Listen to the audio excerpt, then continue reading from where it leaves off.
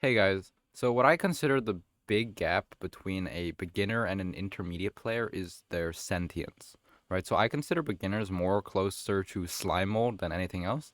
They don't have, thoughts. They don't do anything. They just react, right? You see check, you do check. You don't. Sometimes they don't even know if they're in check or not, right? And this is mainly caused by a lot of problems such as like once your opponent makes a move, they just focus on that side of the board. They have pretty much no object permanence. They tunnel vision a lot, and they are planless, reactionary. You do something against them, they will reply, but they don't do anything themselves, right? Um, so as an intermediate player, though, you develop a sort of sentience, like a sort of self, like a will of your own, and that's necessary to become an actually good chess player, right? You need to have a method in which you make moves, like a systematic method in which you determine what you want to play, right? That's called a plan, right? A plan is very vague, but a system will help you develop a plan, right? So you need to develop a system, right? What do I mean by system?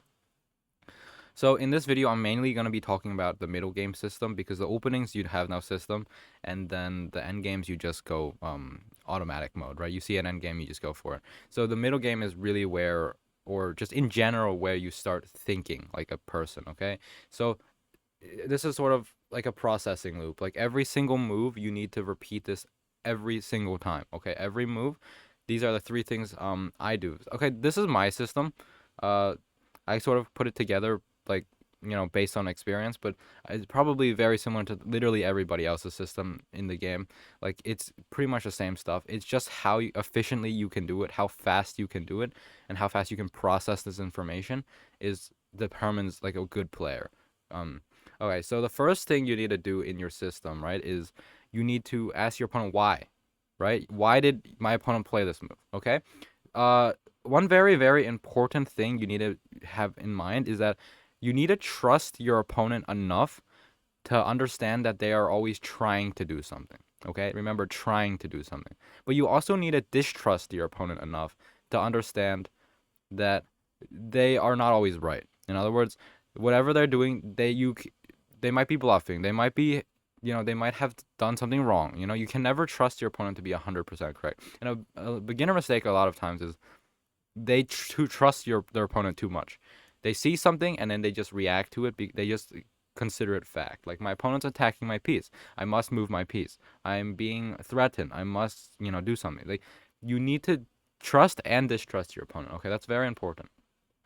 Number two is where most of the calculation happens.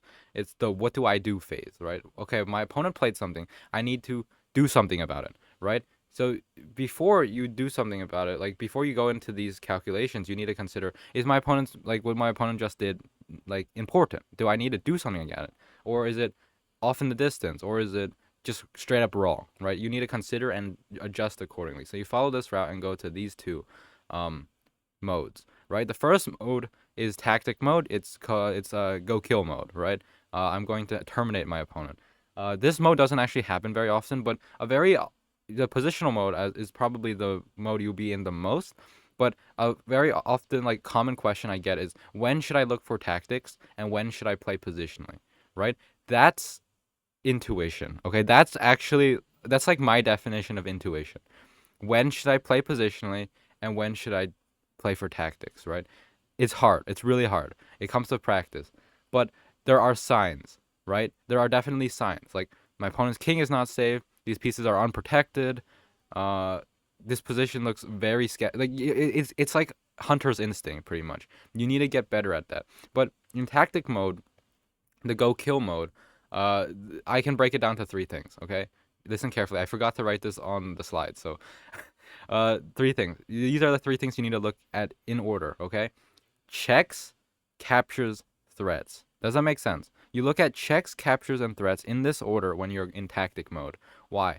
Because checks are most threatening, captures are the second most threatening, and threats are like technically the least threatening. But in that order. So checks, captures, threats. That's when you're in tactic mode. Checks, captures, threats over and over again. Okay. I'm going to elaborate more on that probably in a new video when I actually talk about how I solve tactics. But that's not the focus of this video. The focus of this video is the positional mode. Okay. Positional mode. What do I mean by positional mode? This is your positional play, and you need to consider the following in this order. Okay. You need to consider the imbalances of chess. You need to consider the elements, and then you determine your move. Okay, I'm gonna cover these 3 concepts, or technically just 2 concepts, in the following slides because I'm pulling this directly from Reassess Your Chess by Simon Jeremy, and also Jeremy Simon, or yeah, and then also My System by Aaron Nimzowitsch. Okay, I'm just gonna talk real quick about blunder prevention before we get to the next few slides. You can skip ahead if you want. Blunder prevention, aka what changed. This is also incredibly important. I added this pretty late into my chess career because I started making a lot of blunders. What changed is a question you always need to ask you after you consider what move you want to play. So let's say I want to play like a knight move that takes a pawn. What changed? Well, the knight's original square is now empty, and the new square in which the pawn was on is now occupied by a knight. And the old squares my knight used to protect are no longer protected. My opponent's pawn is no longer protecting the pawns pieces it used to protect, and new squares are now being protected by the knight that just moved. Okay, you need to go through this flowchart every single time, right? This you might see like, okay, this is just a waste of my time, right? But this whole point of doing the what change is to determine, like, over time, after you play like multiple moves, these changes stack. Okay, these changes start stacking. Have you ever had those times uh where you played down a line and then you try to checkmate your opponent, or you didn't realize like a piece was still there, or a piece is now defending a piece that it wasn't protect, those kind of like oopsie mistakes you make? This is the whole point of what changed. You need to seriously consider what is different after I play this move. So that's a whole, those times where you play a move and then immediately after you play the move, oh shoot, I blundered, right? That's the whole point of this step, okay? It's to realize that earlier. All right, so we're going to consider what imbalances and in elements are now in positional mode, okay? The main, substance of this loop comes from the positional mode, because you'll be spending probably 90% of your time playing positioning. So let's consider what an imbalance and an element is. All right, so the imbalances come directly from Reassess Your Chess, and the elements comes directly from My System. So I'm pretty much just citing like the two very important books. I specifically recommend this book incredibly much. If you watch my other improvement video, okay. So the imbalances, what are they? Imbalances are imbalances. Sorry, when you start the game, both sides are perfectly even, right? Technically, white is slightly better because it's his turn, but it's their turn. But the whole point is every time you make a move, you change something, either for the better or for the worse, okay? Doesn't make sense conceptually. And there are 3 imbalances that I've broken down here. I mean, there are more according to Reassess Your Chess, but I'm breaking it down easier for you guys to understand because it gets a little convoluted and it's hard to understand sometimes because he does ramble quite a bit. Material. Material is the first imbalance, okay? That's pretty obvious, right? I can either have more material or I can have less material. Tempo. Tempo as in initiative, as in development, as in if I'm playing static or dynamic, right? If you understand the difference between static dynamic, it means static is like staying. It is permanent or is long lasting. Dynamic is in the moment, okay? You need to, so someone might be a static player, as in the positions are closed, or the other side might have dynamic advantage, as in they're attacking you, right? And this leads to the very important idea of initiative. It's the pushing your own agenda. These quotes could come directly from the book. I really like the quote that initiative is the physical manifestation of a psychological battle. Okay, I'm going to talk more about that in a future slide, but it is you pushing your agenda onto your opponent. Okay, that the more initiative you have, the better you are. Okay, structures, of course, control of key files, weak squares, blah blah blah, pawn structure, king safety space. All of these are imbalances. I could have more, I could have less. It could be better for me, it could be worse for me. Okay, the imbalances are pretty much neutral. Like someone could have more, someone could have less, so on, so on, so on. And depending on that, your position might be better or worse. And these are what we consider when we look at whose position is better, right? When you ask the question, is my position better? Or is white better? Or is black better? And by how much? This is what you look at, right? Does that make sense? This is what you subconsciously consider when you are looking at a position and wondering, is my position better, right? So how are imbalances created is the more concrete question, right? These are very abstract, and this is what the elements are for. The elements are things that are physical manifestations on the board that cause imbalances, right? For example, the center. If I control the center, I gain structure, right? I gain space. I gain key files, weak squares. I gain probably initiative. I don't gain material, but it leads to that. Open files, right? Control of key structure. 7th, 8th rank structure. Pass pawn structure. Pins discovered checks. Tempo. Static versus dynamic, right? Initiative. Exchanging. That's material. That's tempo. That's static versus dynamic again. Pawn chain is another structure thing, right? These are what cause imbalances. And the whole idea I'm trying to get to is that you want to play for the elements. In other words, you want to direct your attention to gaining elements, as in this slide. Positional play, okay? So this is the substance, okay? This is the very most important slide, honestly. Positional play is neither threatening nor defensive. This comes from the Reassess Your Chess. And from Aram Nimzowitsch, my system, the strategic march of troops towards the border. Okay, it's not just the march of troops towards the border, it's the strategic march. Okay? I really like this quote of neither threatening nor defensive, okay? And this quote is also incredibly good. Both sides, they have a hope and they have a plan. And your initiative or your dream is that your opponents will give up their plans to defend against yours, okay? That's called initiative. That's called positional play. We want it's a battle of minds here, okay? It's not tactics and whatnot. So here's the concrete, like more practical method of how to make a move considering positional play, right? First of all, this is your objective, okay? Play for the elements, target the elements, seize the elements, okay? Take them. Okay? I summarized the elements from the last slide into more concise, like understandable terms because he did list a lot of them and I feel it's not necessary. Of course the center is an element. The more you have of the center, the better. Open files lead to 7th and 8th ranks. Okay? It should be self-explanatory why open files and 7th and 8th ranks are important. If none of these are self-explanatory, then I think you're in the wrong video, okay? Active pieces, the more active your pieces, the better, of course, right? Tactical structures, pins, blah blah blahs.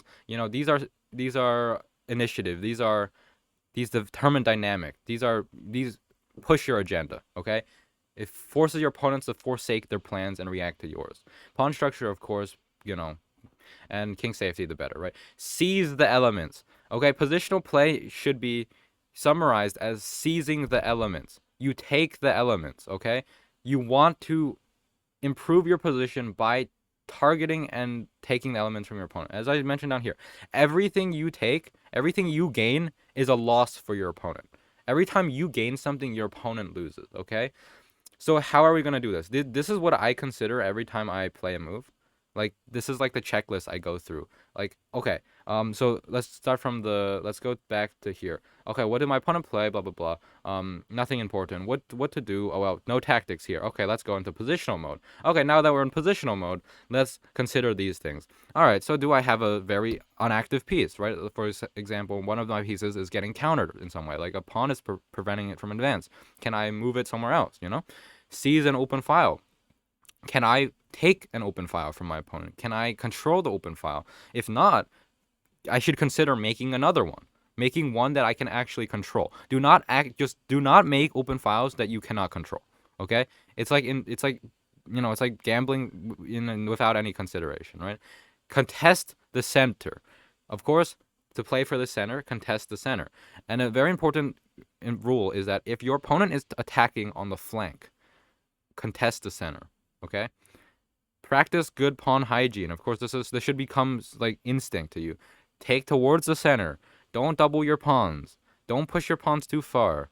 Keep them connected. This is like all common sense, right? And this is probably the most important part. Let's say none of these like apply to you and you just have no clue what to do. You're just completely lost. Okay, this is the idea of protection, overprotection, or prophylaxis from Aram Nimzowitsch. Prophylaxis means preparing for the future, or like preventative, right? Prophylaxis. This is probably the most important concept of these three. I mean, of 4, 5, 5. Yeah, these are all important. These are things you can actively do during your game to, find something to do. But prophylaxis is like a very vague term if you have no idea what to do now. Okay, so this is a quote from Aram Nimzowitsch directly from my system. I'm not gonna read the whole thing because you can just pause and read it yourself. But this moment, this happens to a lot of us, right? Where we're doing something and we look at our opponent and we're like, okay, he only can play this move. He can only defend what I'm doing, or he's gonna do this. I know he's gonna do that, and then he plays something you've just never seen before, right?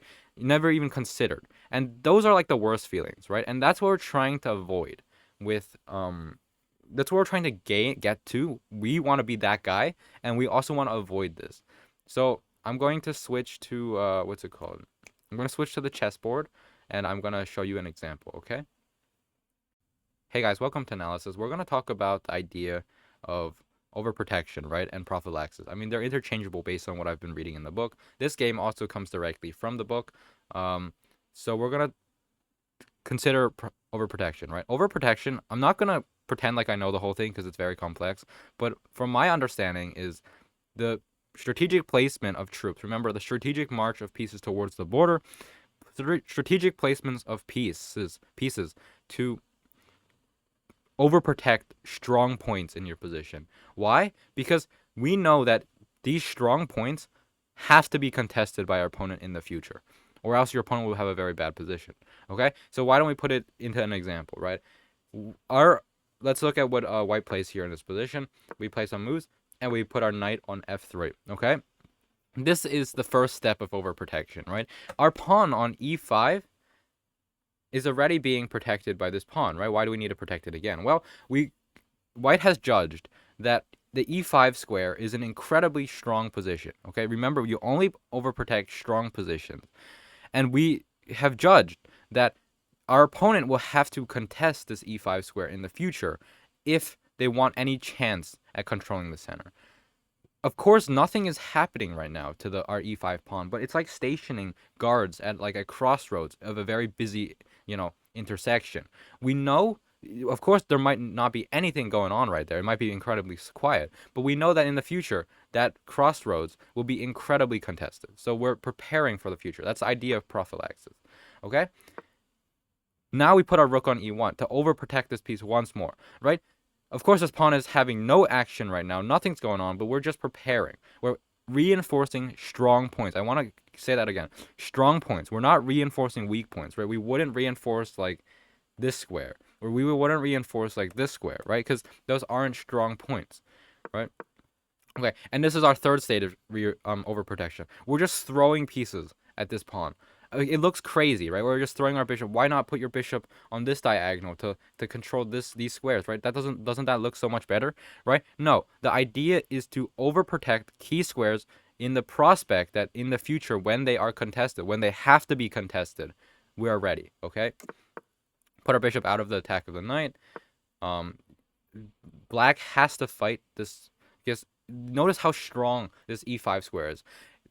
Key point over and over again. I'm going to say it over again. Overprotect strong points. Strong points, okay? And now suddenly our pieces can go into action, right? Our pieces can become active, right? Because they're in such strong key positions, we strategically marched our pieces towards the border. And now we can go on the offensive because our opponent is incapable of contesting this square. And we just throw pieces at our opponent. And notice how this rook on e1 was once a useless piece, it might seem, blocked by our own knight, but suddenly jumps into action, right? And now we can just silence our opponent with all these moves, and this pretty much is game, right? Perfect, right? Hopefully that highlighted the idea of overprotection. It is a very like idyllic game.